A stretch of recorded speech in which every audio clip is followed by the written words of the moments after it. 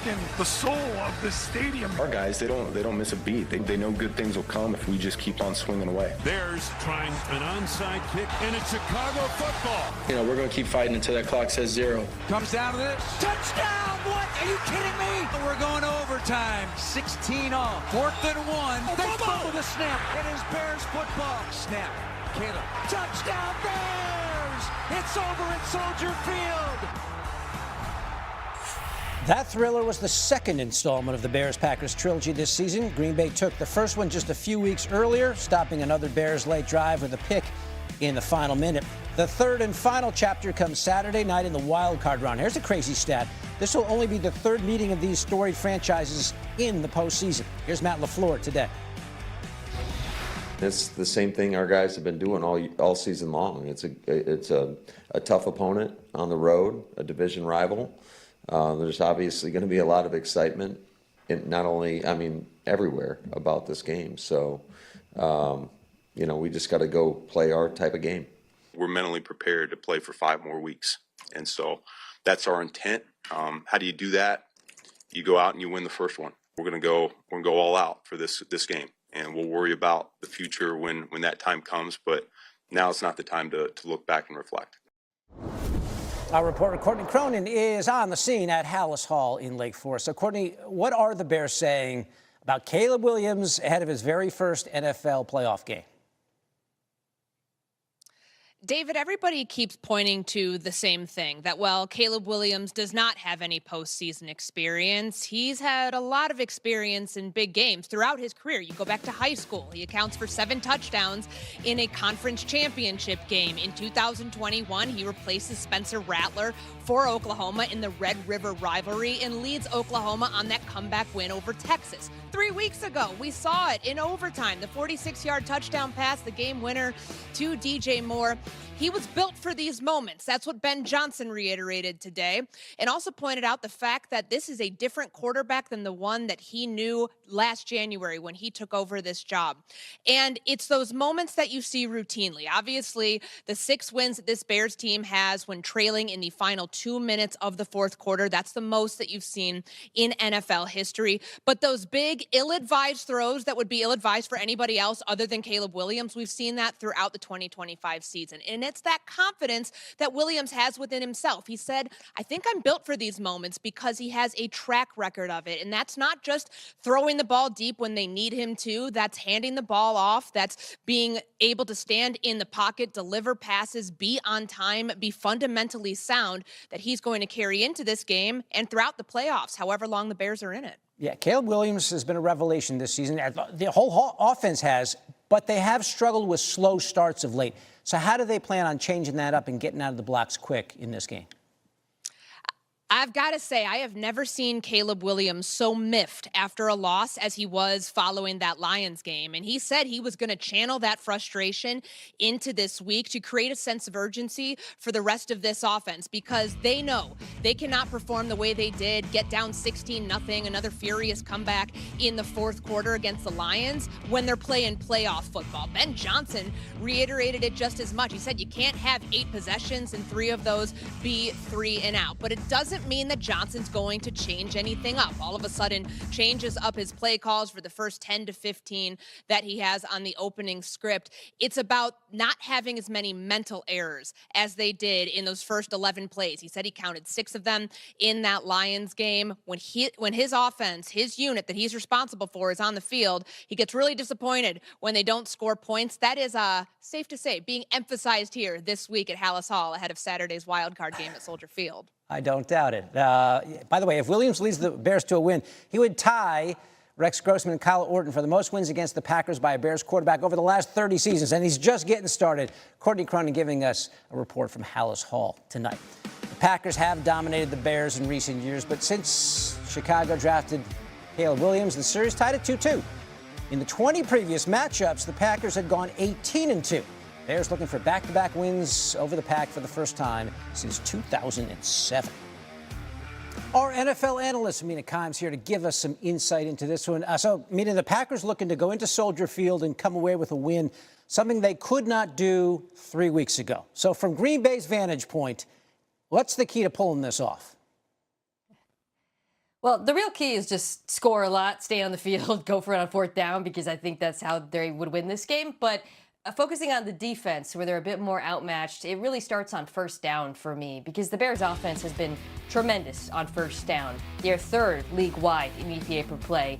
And what might be surprising to people is, although they're known for their tremendous run game, which is arguably the best in the NFL, they actually pass at the 7th highest rate on first down. Defenses sell out to stop the run. They play base defense a lot, putting 3 linebackers on the field. And Chicago has consistently punished them for it, particularly with the play-action pass. So I think for the Packers, that's the unique challenge here. You have to find a way to not get thrown on without selling out to stop the run. Easier said than done. They could not do that in Week 14. Yeah. And after what we've seen in the first 2 games in this series, it should be all sorts of fun. Buckle up and enjoy the ride. That's Saturday. Sunday, the Niners face the Eagles, the reigning champs, in Philly. What matchup are you looking for here? Yeah, so obviously a lot of teams are hurt this time of year, none more so than the Niners, and it just kept getting worse with the news this week that their starting linebacker who's in place of Fred Warner, who was already hurt. Tatum Bethune is out. They're literally running out of linebackers. It seems like Eric Kendricks, who was on their practice squad, is going to play.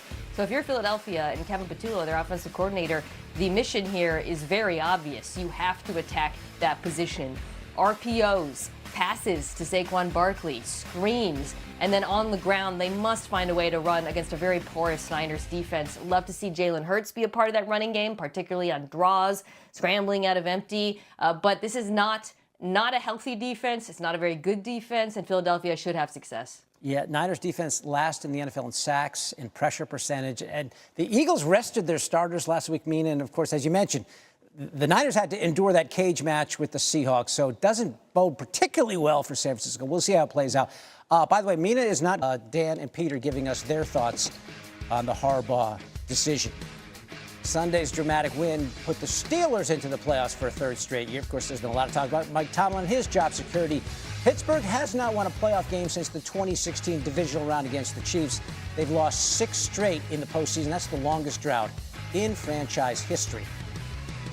Mina is back with us. Mina, the Steelers snare on their chins with that drama there at the end. They get a home game against a really, really nasty Texans D. What are you looking at in this one? Yeah, I'm going to focus on the other side of the ball, which I think is probably their best chance of winning here. And I'm going to look at the Steelers' defense.